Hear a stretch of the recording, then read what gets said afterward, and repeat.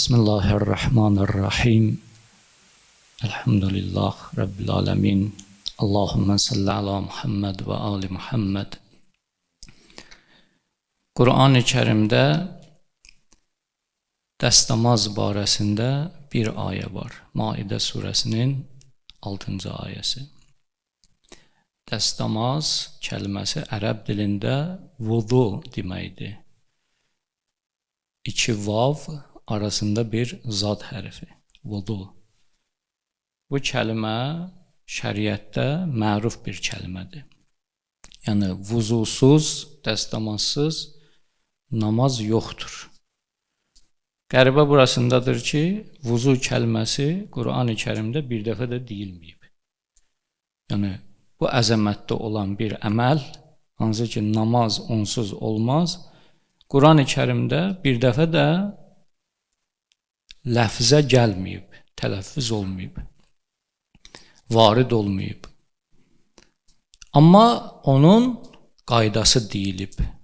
Qaydası nədir? Maidə surəsi 6-cı ayədə Allah Teala belə buyurur: Ey möminlər, namaz üçün durdunuz. Birinci, fəğsilu vucuhakum və eydiyakum iləl mərafiq. İki dənə feil var. Ərəb qrammatikası ilə desək, iki feil var.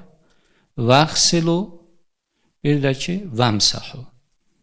Hər iki feilin iki məf'ulu var, qrammatik qayda ilə desək. Deməli, birinci, üz yuyulur, sonra qollar yuyulur dirsəyə kimi.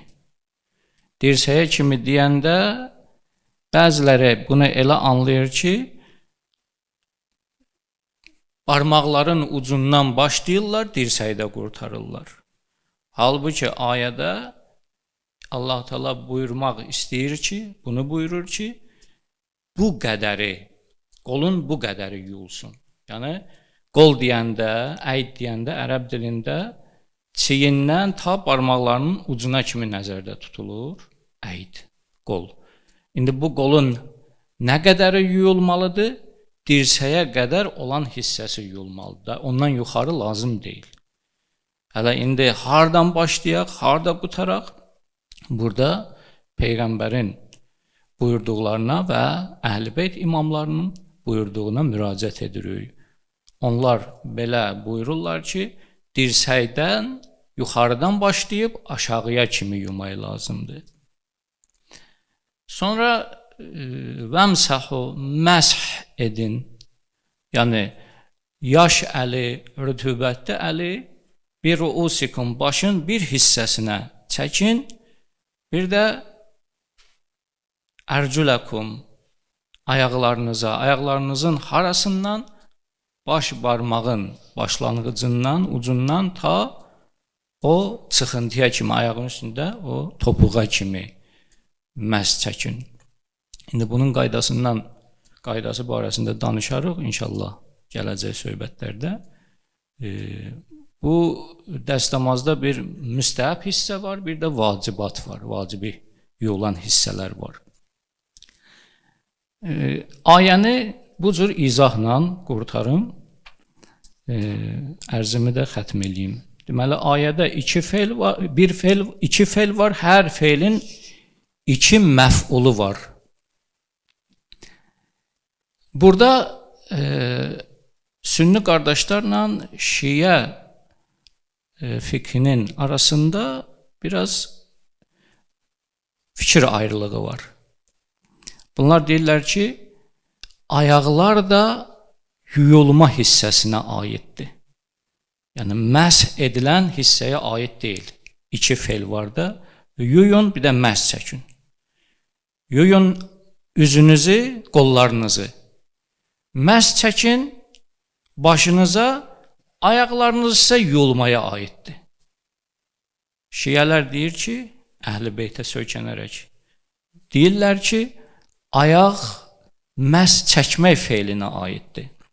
Lori izahla desək, buna oxşuyur.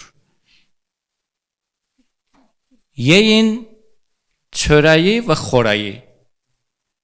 İçin suyu və şərbəti, südü məsələn üçün.